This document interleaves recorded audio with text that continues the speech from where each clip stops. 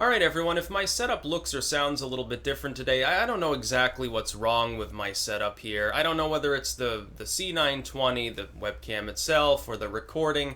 I keep having to do like reinstallations and troubleshooting constantly and fiddle with the levels and everything else. My hope is that this video is capable of being heard.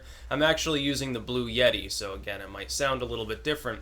We gotta talk about Phil Bredesen, Tennessee candidate for the Democratic Party for Congress, and his little apparent closed-door meeting that I'm going to hazard a guess he didn't want this particular audio coming out, but it did, which is like, it's such a cautionary lesson.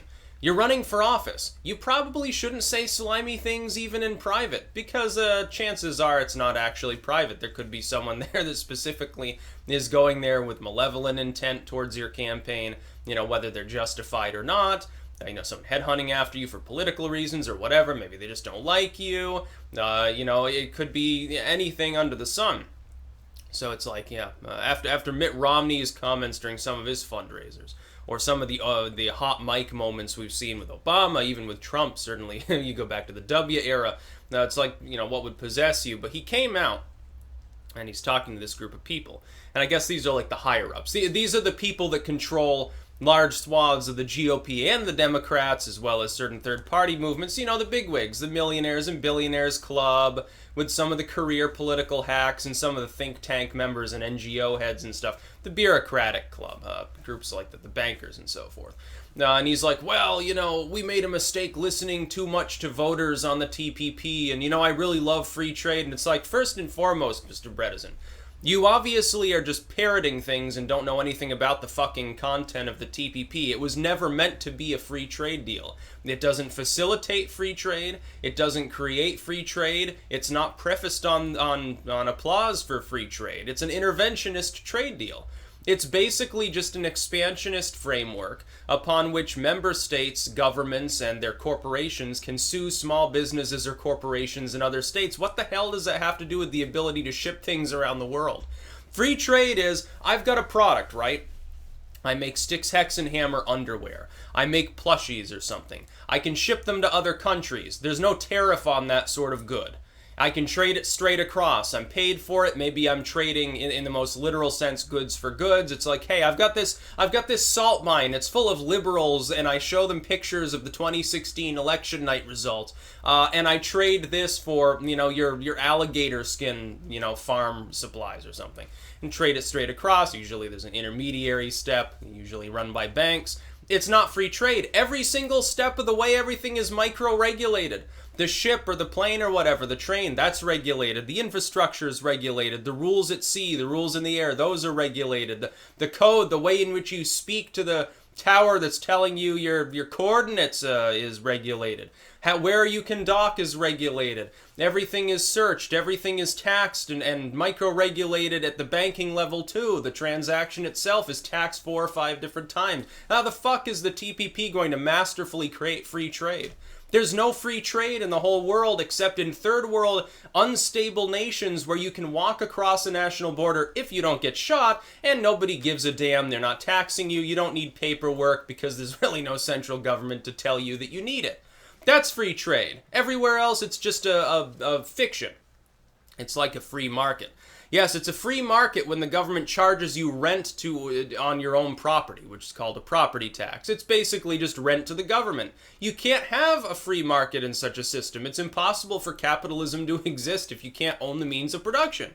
If private individuals have to pay taxes, and every single one of us does, regardless of whether they're producing or not, then you don't have capitalism. It's socialism, actually, is what we have. Most of the productivity is siphoned away, centrally planned, and again, everything being regulated. What you can sell, how many you can sell, what's its components, where did you get the components, it's tariffed, it's taxed, over and over, regulated, fees, bureaucratic paperwork, miles high that requires an army of lawyers to navigate. Otherwise, some local official can just sue you because they don't like you. Because everyone breaks, did you know this? There's one thing to think of. And then I'll get off the rant about the non-existent free trade bullshit he's complaining about. Everyone breaks the law repeatedly. Every single one of you watching this right now has broken the law multiple times and you won't even realize it. And unless some corrupt government official decides to breathe down your neck, you're probably not going to ever get in trouble for it. But you've broken the law.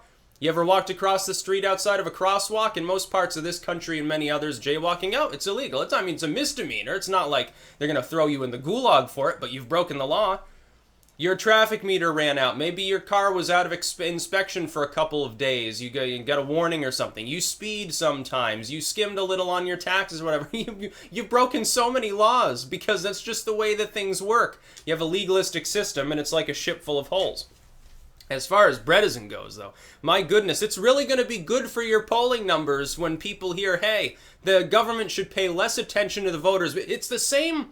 This is the same oligarchic ethos we see over and over with globalists. We know better than you. We've got to stop listening to you. It's basically what we've done. Early on in the foundation of the Western world, we had a timocracy. It's literally nothing more than Plato's sort of four quarters movement of government. We started out in a meritocratic, timocratic system, in which authority was predominantly held by those who had simply proven themselves to be noble, strong, and wise. The founders of the U.S., the people who organized things after the French Revolution, the people who founded and created the sort of Enlightenment era structure of the Western world, were people they tended to be highly educated, mostly, not always. They tended to be spiritual, not necessarily religious, but they believed in a higher power in a more authentic sense that kept them in line, so to speak, in some cases. Yes, back then it could be seen as a benefit. As long as you had an enlightened view of spirituality. Before that, you just had brutish, barbaric superstition, often a lot of violence. These people tended to be highly trained. A lot of them, they were generals in foreign armies, because of course the U.S. formed, especially for here. There was no U.S. military beforehand. In fact, there wouldn't be, officially speaking, much of a military for a while. The Navy forms. They build, I believe, at first 5 frigates, and then they add the 6th that some people didn't even want. They had some frigates, which, by the way, were a bureaucratic nightmare and ran way, way over budget and over time at the time to protect against Barbary pirates, basically. The first real action that the U.S. military saw was against piracy. In Tripoli and places like that, had absolutely nothing to do with, we're going to ward off the British Navy. Nobody had any illusion that would happen. We're going to go tackle the French, fight the German Empire or something. It's never going to happen, but you could fight pirates. Because they preferred to, they didn't want to go up against 6 frigates at the same time. It would have been a little bit difficult to attack such shipping lanes, especially when the British were already cracking down. Kudos to them. But Bredesen has the same contempt for the little people. What happens is the timocracy moved, quite some time ago, really in the progressive era. Timocracy is abandoned, and it's fed the same timocratic individuals, the same meritocratic families, like Teddy Roosevelt, the big one of all, changing over the form of governance to basically a republic that is more like a democracy. You got to realize when the nation was first founded, there were anti-democratic elements within the structure of government. The Senate wasn't even subject to a popular vote. It was a directly oligarchic council-like approach that mixed government. The executive stood for tyranny. You had the oligarchy in the form of the Senate structure. You had the democracy in the form of the U.S. House and the people at large. And then you had a meritocracy all across, where these different groups were supposed to be more educated and trained than the general public. Except for the House. That was more the direct democracy approach. So the House would have been a little bit like Animal House at times. These people beat each other with fireplace tongs, had duels, and got drunk on the House floor repeatedly. The Senate was a little more austere, I think. But then Bredesen represents the transference. We've got to take this seriously. It's a big threat. Lately, in the wake of 9/11, we've been steadily moving from that sort of post-progressive era democratic fixture. Again, each one of these phases lasting about a century. I wonder why. Into an oligarchic sort of situation. I think that's a grave threat to our democracy, to our republic, rather, which has been more democratic. And that comes attendant with all sorts of problems, but it has worked. I think an oligarchic approach, it's false pragmatism. What ends up happening is the people who think that they're, timocrats, they're meritocratically chosen. They're like, well, we know better than you do, but they're not actually chosen in a meritocracy, now are they? No, they're chosen by a bunch of corporations and banks and stuff because the judicial branch decided, hey, Citizens United, corporations are people. That's really, really the death knell of the democratic component. Eventually, unfortunately, what's going to happen? I'll tell you, you want me to read the next 100 years of the United States future? Very well, I will.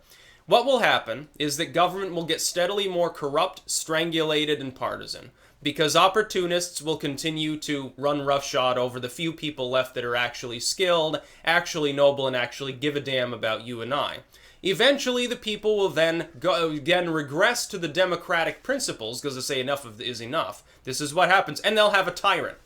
They'll have a strong-arm situation where the oligarchy will compress itself. A small component, an individual or a small group, will end up becoming the reformers of our time. Now, people are trying this with Trump. Right now, the oligarchic deep state is still too powerful, I think, for him to throw them off. He's making progress, but not enough. We would need more of them. Therefore, the real tyrants of our era, it's not Trump being, Adolf Hitler or something. It's really a bunch of oligarchic people who pretend to be a meritocracy. It's what it's all about, and Bredesen is showing us exactly how they think. They have contempt for the voters. They ought not to. They ought to respect what people say. It's like with Brexit. The majority voted to leave the EU. Now they're constantly harassed and abused, and they want to have another vote because, now polling shows that it would go the other way. Ha, ha, ha. In other words, they're deliberately ignoring the will of the people.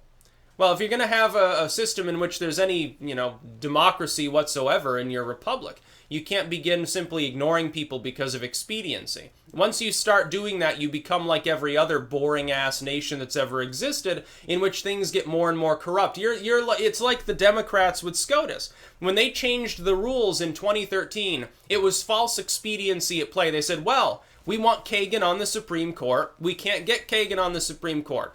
Invoke the nuclear option, change the Senate rules. You've seen, it's exactly the same problem now, isn't it? Out of a sense of false expediency, they decided to stack the court. The original strictures in place, the original Senate rules were designed to stop exactly that sort of scenario. The Democrats said, well, fuck it. We don't care about the will of the people and the fact that we don't have the political power to force a SCOTUS justice in, specifically because it doesn't represent the best wishes, the best for, a sizable minority of the population, 49% of people. And of course the Democrats, then they get clobbered, they lose the House and Senate by large margins. And now they're faced with the situation that they have today.